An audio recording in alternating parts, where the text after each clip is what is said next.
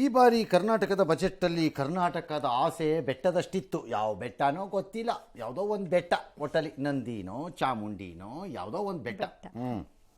Bengaluru metro ಸೇರಿದಂತೆ railway ಯೋಜನೆಗೆ ಅನುದಾನ ಸಿಗೋ ನಿರೀಕ್ಷೆ ಇತ್ತು. ಯಾರಪ್ಪ ನಿಮ್ಮನ್ನು ಇಟ್ಕೊಳ್ಳಿ ಅಂತ ಹೇಳಿದವರು. ಸರಿ, ಹುಸಿಯಾಗೋಯ್ತು. ಇಟ್ಕೊಂಡಿದ್ದೇ ತಪ್ಪು. ಹುಸಿಯಾಯಿತು ಅಂದರೆ ಫಾರ್ ಎಕ್ಸಾಂಪಲ್, ಭಾಳ ಹಿಂದೆ ನಮಗೆ ಪಾಠ ಹೇಳ್ತಿದ್ದವರು, ಅಂದರೆ ಪ್ರೊಫೆಷನ್ಗೆ ಬಂದಾಗಿದ್ದವರು, ಅವ್ರುಗಳು ಹೇಳ್ತಿದ್ರು, ಭಾಳ ಆಸೆ ಇಟ್ಕೊಂಡಿದ್ದೆ ಸರ್ ಆ ಫೇಮಸ್ ಆ್ಯಕ್ಟ್ರೆಸ್ನ ಮದುವೆ ಆಗೋಣ ಅಂತ. ಓಕೆ, ಭಾಳ ಆಸೆ ಇಟ್ಕೊಂಡಿದ್ದಂತೆ, ಆಗಲಿಲ್ವಂತೆ. ನಿರಾಸೆ ಸರ್. ನೀನು ಇಟ್ಕೊಳ್ಳೋಕ್ಕೆ ಯಾರಪ್ಪ ಹೇಳಿದ್ದು? ಆಗೋದನ್ನು ನೋಡಬೇಕು. ಯಾವ ಲೆವೆಲ್ಗೆ ಹೋಗಿ ಆಸೆ ಇಟ್ಕೋಬೇಕು ಅನ್ನೋದು ಗೊತ್ತಿರಬೇಕಿತ್ತು ತಾನೇ ಅವನಿಗೆ. ಹೌದು, ಹೌದಲ್ಲ? ಹಂಗೆ ಇದುವೇ. ಓಕೆ. 16ನೇ ಹಣಕಾಸು ಆಯೋಗದ ಶಿಫಾರಸಿನ ಮೇರೆಗೆ ಕರ್ನಾಟಕಕ್ಕೆ 63,000 ಚಿಲ್ಲರೆ ಕೋಟಿ ಪಾಲ್ ಸಿಗತ್ತೆ. ಈಗ ಸಿಕ್ಕಿದ್ದೇನು ಕರ್ನಾಟಕಕ್ಕೆ? ಚೀಫ್ ಮಿನಿಸ್ಟರ್ ಹೇಳಿದ್ದಾರೆ ಖಾಲಿ ಚೊಂಬು ಅಂತ. ಚೊಂಬೋ, ತಟ್ಟೆನೋ ಅಥವಾ ಲೋಟನೋ ಅಥವಾ ಹಂಡೇನೋ, ಒಟ್ಟಲ್ಲಿ ಖಾಲಿ. ಅದು ಮಾತ್ರ ನಿಜ, ಅದರಲ್ಲಿ ಯಾವ ಅನುಮಾನವೂ ಇಲ್ಲ. ಕರ್ನಾಟಕ ಸಬರ್ಬನ್ ರೈಲ್ವೆ ಒಂದು 500 ಕೋಟಿ, ರಾಜ್ಯದ ರೈಲು ಯೋಜನೆಗಳಿಗೆ ಈಗ ಕೊಟ್ಟಿರೋದು 7,700 ಕೋಟಿ. ಅದರಲ್ಲಿ ಒಂದು ಹೋದ ಸರಿಗಿಂತ 200 ಕೋಟಿ ಎಕ್ಸ್ಟ್ರಾ ಕೊಟ್ಟಿದ್ದಾರಂತೆ. ಆ 200 ಕೋಟಿ ಕಡಲೆಕಾಯಿ ಬೀಜ, ಅದು ಆ ರೈಸ್ಗಳಿಗೆ ತಕ್ಕಂತೆ ಅದು ಅಲ್ಲೇ ಮುಗಿದೋಗುತ್ತದು. ಅದರಿಂದ ಯಾವ ಪ್ರಯೋಜನವೂ ಇಲ್ಲ. So Somanna is A absolute failure, ವಿಫಲ ಗಿರಾಕಿ. ಬರೀ ಬುರುಡೆ ಬಿಟ್ಟುಕೊಂಡು ಓಡಾಡುವುದು ಕೆಲಸ ಅಷ್ಟೇ ಸೋಮಣ್ಣಂತ, ಇನ್ನೇನಿಲ್ಲ ಅಂತ ಆಯಿತು. ಇದೇ ಸರಿ ಹೋದರೆ ಅವ್ರ ನೆನಪು ಮಾಡ್ಕೊಳತ್ರ ಏನಾದರೂ ಮಾಡಿಸ್ಬೇಕಿತ್ತು. ಏನು? ಮಾಡ್ತಾರೆ. ಯಾರೀ ಕೇಳ್ತಾರೆ ಸೋಮಣ್ಣನ ಮಾತನ್ನ ಅಲ್ಲಿ? ಸುಮ್ಮನೆ ಅವ್ರು ನಮ್ಮ ಮುಂದೆ ಫೋಟೋಲ್ಲಿ ದಾರಿ ಬುರುಡೆ ಬಿಡೋದಷ್ಟೇ. ಹೈ ಸ್ಪೀಡ್ ರೈಲ್ ಕಾರಿಡಾರ್, ಅದನ್ನು ರೈಲು ಬಿಡ್ತಾ ಇದ್ದಾರೆ ಬುರುಡೆನ. ಕರ್ನಾಟಕಕ್ಕೆ high speed corridor gift, bogus gift. ಯಾವ ಗಿಫ್ಟು ಅಲ್ಲ, ಯಾವನು ಅದನ್ನು ಅನ್ಕೋಬೇಡಿ. ಕರ್ನಾಟಕದಿಂದ ಹೈದ್ರಾಬಾದ್, ಚೆನ್ನೈ ಟು ಬ್ಯಾಂಗ್ಳೂರ್ದು ಹೇಳ್ತಾ ಇರೋದು ಇವರು. ಅದನ್ನು ಟ್ರಯಾಂಗಲಲ್ಲಿ ಹೇಳ್ತಾ ಇದ್ದಾರೆ ಇವರು. ಕರ್ನಾಟಕಕ್ಕೆ ಅದರಿಂದ ಆಗೋ ಲಾಭ ಭಾಳ ಕಡಿಮೆ. ಅದರಿಂದ ಆಗೋ ಲಾಭ ಅವರಿಬ್ಬರಿಗೂ, ನಮಗಲ್ಲ. ಅದು ಭಾಳ ಲಾಭ, ಅದು ಅವರಿಬ್ಬರಿಗಾಗತ್ತೆ ಲಾಭ ತುಂಬ. ಮೇಲ್ನೋಟಕ್ಕೆ ನಾವು ಕಾಣಿಸ್ತಾ ಇದ್ದೀವಿ. ಹೋಗೋ ಟ್ರ್ಯಾಕು ಅಷ್ಟೇನಿದೆ. ಡಿಸ್ಟೆನ್ಸ್ ಇಳಿಬೋದು, ಒಂದೂವರೆ ಗಂಟೆ ಇಳಿಬೋದು. ಏನು 1.5 ಗಂಟೆಗೆ ಡೈಲಿ ಚೆನ್ನೈಗೆ ಓಡೋಗ್ಬೋದು ನಾನು 1.5 ಗಂಟೆಲಿ? ನೋ ಇದನ್ನು ದೊಡ್ಡ ಇದು ಅಂತ ಬುರುಡ ಬಿಡಬೇಡಿ ಇಲ್ಲಿ ಬಂದರೆ ನಮ್ಮ ಹತ್ರ ಅಲ್ಲ. ಇನ್ನು ಒಡಿಶಾ ಕರ್ನಾಟಕ ಕರಾವಳಿ ಪ್ರದೇಶದಲ್ಲಿ ಒಂದು ಕೊಟ್ಟಿದ್ದಾರಪ್ಪ, ಕರೆಕ್ಟಾಗಿ ಕೊಟ್ಟಿದ್ದಾರೆ. ಏನು ಸರ್? ಕಡಲಾಮೆಗಳು ಮೊಟ್ಟೆ ಹಿಡಿಯುವ ಸ್ಥಳದಲ್ಲಿ ಪ್ರಕೃತಿ ಆಧಾರಿಸಿದ ಪ್ರವಾಸೋದ್ಯಮದ್ದು ಆಮೆ ಮಾರ್ಗ, ಪಕ್ಷಿ ಮಾರ್ಗ ಕೊಟ್ಟಿದ್ದಾರಂತೆ. ಅಕ್ಕಿ ಪಕ್ಕಿ ನೋಡ್ಕೊಂಡು, ಆಮೆ ಹೋಗೋದನ್ನು ನೋಡ್ಕೊಂಡು ಬಿದ್ಕೊಂಡಿರೋ ಕರ್ನಾಟಕದವರು ಯೂಸ್ಲೆಸ್ ಫೆಲೋಸ್. ಅಷ್ಟಕ್ಕೆ ಸೀಮಿತ. ಓಟಿಗೆ ಬಂದಾಗ ಕಣ್ಣು ಮುಚ್ಕೊಂಡು ಆಮೆನೇ ಗ್ಯಾಪಿಸ್ಕೊಂಡು ಅಕ್ಕಿನೇ ಗ್ಯಾಪಿಸ್ಕೊಂಡು ಹಾರ್ಕೊಂಡು ಬಂದು ಒತ್ತುಬಿಟ್ಟು ಹೋಗಿರೋ ಇಡಿಯಟ್ಸ್ ಅಂತ ಹೇಳ್ತಿರಬಹುದು ಅಂತ ನನ್ನ ಅಭಿಪ್ರಾಯ. ಇಲ್ಲದೆ ಇದ್ದಿದ್ರೆ ಇಷ್ಟಕ್ಕೆ ಯಾಕೆ ಸೀಮಿತ? ತೆಂಗು, ಗಂಧ, ಕೋಕೋ, ಗೋಡಂಬಿ ಬೆಳೆಗಾರರಿಗೆ ವಿಷಯ ಇದೆ, ನಮ್ಮ ಒಬ್ಬರಿಗಲ್ಲ ಎಲ್ಲರಿಗೂ. ಮತ್ತು ಎರಡನೇದು, ಇದೆಲ್ಲ ಹೇಳಿದಷ್ಟು ಸುಲಭವಾಗಿ ಆಗಿಬಿಡಲ್ಲ ಯಾವುದೂ. ಮತ್ತು ಗಂಧದ ಬೆಳೆನ ಬೆಳೀತಿರೋಂಥವ್ರು ಬಕರಾಗಳು ನನ್ನ ಪ್ರಕಾರದಲ್ಲಿ. ಅದನ್ನು ಬೆಳೀಲೇಬಾರ್ದು ಅನಿಸುತ್ತೆ ನನಗಂತೂ. ನನ್ನ ಪ್ರಕಾರದಲ್ಲಿ ಯಾರೂ ಅಷ್ಟು ಕಾಟ ಕೊಡ್ತಾರೆ, ಕಿರುಕುಳ ಕೊಡ್ತಾರೆ ಬೆಲೆ ಫಿಕ್ಸೇಷನಲ್ಲಿ, ಮತ್ತೊಂದರಲ್ಲಿ ಮಗದೊಂದರಲ್ಲಿ. ಅದು ಅವ್ರವ್ರಿಗೆ ಬಿಟ್ಟಿದ್ದಿತ್ತು. ಇನ್ನು ಸರ್ಕಾರ ಏನು ನಿರೀಕ್ಷೆ ಮಾಡ್ತಂತೆ ಇದು ಬಿಟ್ಟು? ಭದ್ರಾ ಮೇಲ್ದಂಡೆ ನೀರಾವರಿ ಯೋಜನೆ 5,300 ಕೋಟಿ ಬಿಡುಗಡೆ ಆಗಿಲ್ಲ. ಅವರೇ ಹೇಳಿದ್ರು ಕೊಡ್ತೀವಿ ಅಂತ. ಹೇಳಿದ್ವಿ, ಏನೀಗ ಕೊಡಬೇಕು ಅಂತ ರೂಲ್ ಇದೆಯಾ? ನೀವೇನು ಕರ್ನಾಟಕದವ್ರು ಉತ್ತರ ಪ್ರದೇಶದವ್ರಾ? ನೀವೇನು ಗುಜರಾತ್ನವ್ರ? ಬಾಯಿ ಮುಚ್ಕೊಂಡು ಬಿದ್ದಿರಬೇಕು ಓಟ್ ಹಾಕ್ಕೊಂಡು. ದಕ್ಷಿಣ ಭಾರತದಲ್ಲಿ ನಮಗಿರೋದೊಂದು ರಾಜ್ಯ ಇದು, ಅದನ್ನು ಕಾಪಾಡ್ಕೋಬೇಕಾದಂತಹ ಜವಾಬ್ದಾರಿ ಕರ್ನಾಟಕದ ಜನದ ಮೇಲಿದೆ. ಇವಾಗ ಘೋಷಣೆ ಮಾಡಿದ್ದು ಅವರೇ ಅಲ್ವಾ ಸರ್? ಕೊಡಬೇಕಲ್ವ? ಏನೀಗ ಕೊಡಬೇಕು ಅಂತಿದ್ಯಾ? ನಿಮ್ಮನ್ನು ಯಾರ್ರೀ ಕಾಂಗ್ರೆಸ್ನ ಎಲೆಕ್ಟ್ ಮಾಡು ಅಂದಿದ್ದು ಕರ್ನಾಟಕದಲ್ಲಿ? ನಾವು ಹೇಳಿದ್ವಾ? ಅಲ್ಲ, ಹಿಂದೆ ಕೊಟ್ಟಾಗ್ಲೂ ಅವ್ರು ಏನು ಮಾಡಿದ್ರು ಅನ್ನೋ ಪ್ರಶ್ನೆ ಬರುತ್ತೆ. ಬೇರೆ ವಿಚಾರ.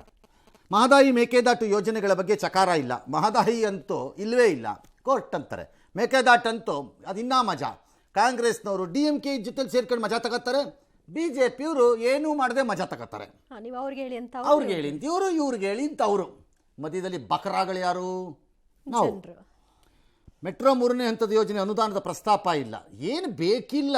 ಕಾನ್ಪುರಕ್ಕೆ ಕೊಡಬೇಕು ನಾನು, ಲಕ್ನೋ ಇದೆ, ವಾರಣಾಸಿ ಇದೆ, ಗುಜರಾತಲ್ಲಿ ಇನ್ನೊಂದು 3-4 ಟೌನ್ಸ್ ಇದೆ ನನಗೆ, ಇದೆಲ್ಲ ಇದೆಯಪ್ಪ. ಏನು ನೀವು ಬಾಯಿ ಮುಚ್ಕೊಂಡು ಕೂತ್ಕೊಳ್ರಿ ಸೌತ್ ಅವರು. ದುಡ್ದು ಬಿಟ್ಟು ತಂದು ಕೊಡೋದು ಬಿಟ್ಟುಬಿಟ್ಟು ಬಂದು ನಮ್ಮನ್ನು ಕೇಳ್ತೀರಾ ಕೊಡಿ ಅಂತ.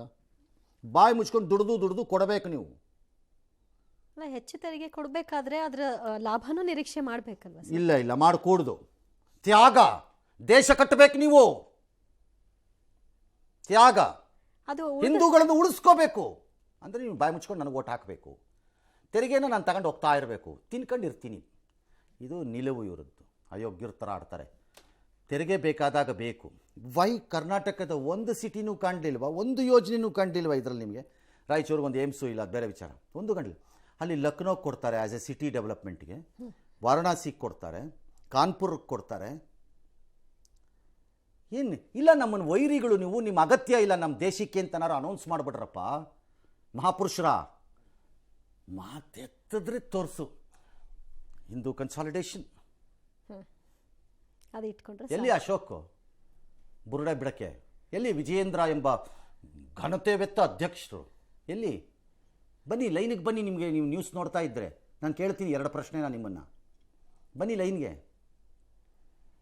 ಯೋಗ್ಯತೆಗಳಿಗೆ ಅಲ್ಲ, ಈಗಾಗಲೇ ಘೋಷಣೆ ಆಗಿರೋ ರೈಲ್ವೆ ಯೋಜನೆಗಳನ್ನ ಅದನ್ನ ಮುಂದುವರಿಸ್ಕೊಂಡು ಬೇಗ ಅದು ಹಾಗೇ ಆಗತ್ರಿ. ಅದೇ ದೊಡ್ಡದು ಅನ್ನೋ ಹತ್ರ ಇವ್ರುಗಳೇ. ಅದೇ ದೊಡ್ಡದಾ? ನಾಚಿಕೆ ಇದ್ರೆ ಏನು ಹಂಗ ಬಾಯಿಗೆ ಬಂದಂಗೆ ಬೈದಾಕ್ಬಿಡ್ತೀವಿ ನಮ್ಮ ಕೋಪ ಬಂದ್ರೆ ಮಾತ್ರ. ಯೋಗ್ಯತೆಗೂ ಒಂದು ಇತಿಮಿತಿ ಇರಬೇಕು. ದಕ್ಷಿಣ ಭಾರತದಲ್ಲಿ ಅಯೋಗ್ಯರು ನಿಮ್ಮ ಪಕ್ಷಕ್ಕೆ ಒಂದು ರಾಜ್ಯ ಗೆಲ್ಲಕ್ಕೆ ಯೋಗ್ಯತೆ ಇಲ್ಲ.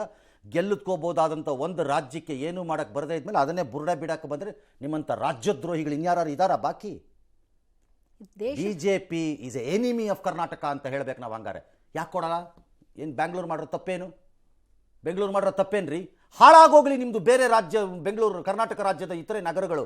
ಬೆಂಗಳೂರಿನಲ್ಲಿ ಕೊಟ್ಟಿದ್ದೀವಲ್ಲಪ್ಪ ಅಷ್ಟು MLAಗಳನ್ನ ನಿಮಗೆ, ನಿಮ್ಮ ಯೋಗ್ಯತೆಗಳಿಗೆ. ಬೆಂಗಳೂರಲ್ಲಿ 3 MP ಕೊಟ್ಟಿದ್ದೀವಿ. ಏನು ಕತ್ತೆಕಾಯಿಗೆ ತೊಗೊಂಡಿದ್ದೀರಾ 3 MP ಹಂಗಾರೆ ಬೆಂಗಳೂರಿಗೆ? ಕಾಚಡಾಗಳು. ಈ ಸುಖಕ್ಕೆ ಈ ಮೇಡಮ್ನ ಇಲ್ಲಿಂದ ಎಲೆಕ್ಟ್ ಬೇರೆ ಮಾಡಬೇಕಿತ್ತಂತೆ. ಗಾಯದ ಮೇಲೆ ಉಪ್ಪಾಕೋ ಹಂಗೆ ಇದು. ಈ ಹಿಂಸೆ ಆಗತ್ತೆ.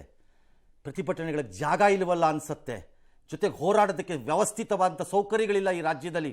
ಎಲ್ಲ ಅಯೋಗ್ಯರ ಜೊತೆ ಕುತ್ಕೊಂಡ್ಬಿಟ್ಟಿದ್ದೀವಲ್ಲ ಅನ್ನೋ ಕಾರಣಕ್ಕೆ ಬಾಯಿ ಮುಚ್ಕೊಂಡಿರೋದು. ಇದ್ರ ಯಾವತ್ತೋ ಬುರುಡ ಕೆತ್ಬಿಡ್ತಿದ್ರು ಜನ ನಿಮಗೆ.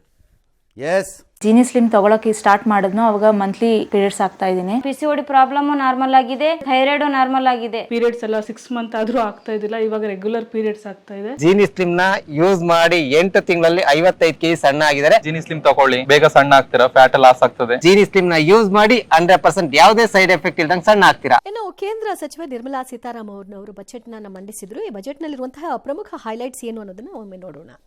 ಜೀರಾಮ್ಜಿಗೆ ಹಿಂದಿಗಿಂತ ಹೆಚ್ಚಿನ ಹಣ ಕೊಟ್ಟಿದ್ದಾರಂತೆ. ಕೂಡಿ. ಯಾರು ಬೇಡ ಅಂದಿರೋರು ಯಾರು? ಕೂಡಿ. ಬಟ್ ಈಗ 60-40 ಅಂತ ಆದ್ಮೇಲೆ ಹೇಗದು ಹೆಚ್ಚುವರಿ ಸಿಗುತ್ತೆ ಸರ್? ಯಾವನಿಗೆ ಗೊತ್ತು? ಕೊಡಿ. ನರೇಗಾದಿಂದ ಕೈ ಬಿಟ್ಟಿದ್ದ ಮಹಾತ್ಮ ಗಾಂಧಿ ಹೆಸರಿನಲ್ಲಿ ಅಲ್ಲಿ ಯಾವುದೋ ಉತ್ತರ ಪ್ರದೇಶಕ್ಕೆ ಜಾಸ್ತಿ ಕೊಡಬೇಕೇನೋ, ಗುಜರಾತ್ ಕಡಿಮೆ ಆಗಿದೆಯೋ ಏನೋ, ಅಲ್ಲಿ ಹಂಚಿಕೆ ಮೋಸ್ಟ್ಲಿ ಆಗಿರಬೇಕು. ಬೆನ್ನುಮೂಳೆ ಇಲ್ದಿರೋ ಎಂಪಿಗಳು, ನಾಲಿಗೆ ಸತ್ತೋಗಿರೋ MLAಗಳು ಮತ್ತು BJP ಎಂಬ ಪಕ್ಷ ಕರ್ನಾಟಕದಲ್ಲಿ. ಇನ್ನು ನರೇಗಾದಿಂದ ಕೈ ಬಿಟ್ಟಿದ್ದ ಮಹಾತ್ಮ ಗಾಂಧಿ ಹೆಸರಿನಲ್ಲಿ ಹೊಸ ಯೋಜನೆ ಯಾಕಪ್ಪ ಬೇಕಿದು? ಅಲ್ಲಿ ತೆಗಿತಾರಂತೆ, ಇನ್ನೊಂದು ಹೊಸ ತತ್ತಾರಂತೆ. ಯಾಕಪ್ಪ? ನಾವು ಕಡೆಗಣಿಸಿಲ್ಲ ಅನ್ನೋ ಮೆಸೇಜ್ ಕೊಡಕ್ಕ ಸರ್? ಇದನ್ನೇನು ಬುರುಡೆ ಅಂತ ಕರೆಯೋಣವಾ? ಡೊಂಗಿಗಳು ಅಂತ ಕರೆಯೋಣ? ಏನಂತ ಕರಿಬೇಕು ಇದನ್ನ? ಏನಕ್ಕಪ್ಪ? ಇದ್ದದನ್ನ ಕೈ ಬಿಟ್ಟಿದ್ದಕ್ಕೆ ಉತ್ತರ ಇಲ್ಲ. ಅದ್ರ ಬದಲು ಅದಕ್ಕೆ ಅದನ್ನ ಅಲ್ಲೇ ಇಟ್ಕೊಂಡು ಹೊಸ ಯೋಜನೆನೇ ಬೇರೆ ರಾಮ್ಜಿ ಅಂತ ತರಬೇಕಾಗಿತ್ತು. ಅದು ಬೇರೆ ಹೆಸರು ತಂದ್ಕೋಬೋದಿತ್ತಲ್ಲ.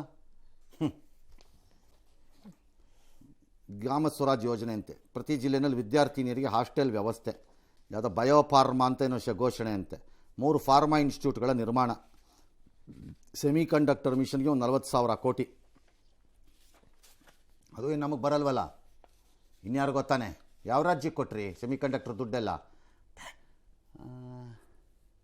ಏನ ಸಣ್ಣದಾಗಿ ಚಿಲ್ಲರೆ ಕಾಸ್ತಾರ ಗುಜರಾತ್ ಕೊಟ್ಕೊಂಡಿದ್ದೀವಿ, ಚಿಲ್ಲರೆ ಕಾಸ್ತಾರ ಉತ್ತರ ಪ್ರದೇಶ ಕೊಟ್ಕೊತೀವಿ ಅಷ್ಟೇ. ಅದೇ ಚಿಲ್ಲರೆ ಕಾಸ್ತಾರ ನಮ್ಮ ಕರ್ನಾಟಕಕ್ಕೂ ಕೊಡಬಾರ್ದ? ಇಲ್ಲ, ನಾವು ಹಾಗೆ ನಿಮಗೆ ಕೊಡೋಕ್ಕಾಗಲ್ಲ. ನಿಮಗೆ ಕೊಡೋಕ್ಕಾಗಲ್ಲ. ಅಪರೂಪದ ಖನಿಜಗಳ ಮೈನಿಂಗ್ ಕಾರಿಡಾರು ಅದು ಆಂಧ್ರ. ಇದು ಮಹಿಳಾ ಉದ್ಯಮಶೀಲತೆ ಬೆಂಬಲಿಸ್ತಾರಂತೆ. ಎಲ್ಲ ಬರೀ ಬಿಟ್ಕೊಂಡು ಹೋಗ್ತಾರೆ ರೈಲನ್ನು ಸುಮ್ಮನೆ. ದೇಶಾದ್ಯಂತ 15 ಪುರಾತತ್ವ ಸ್ಥಳಗಳ ಅಭಿವೃದ್ಧಿ. ಏನು ಅಭಿವೃದ್ಧಿ ಮಾಡ್ತಾರಂತೆ? ವಿಕಸಿತ ಭಾರತಕ್ಕೆ ಬ್ಯಾಂಕಿಂಗ್ದು ಸ್ವಾವಲಂಬಿ ನಿಧಿ ಅಂತೆ. ಮಾಡ್ಕೊಂಡು ಹೋಗಲಿ. ನನಗೇನು ಸಿಕ್ಕದಿದ್ಮೇಲೆ ನೀವು ಇನ್ನೇನು ಮಾಡಿದ್ರೆ ನನಗೇನಾಗಬೇಕು?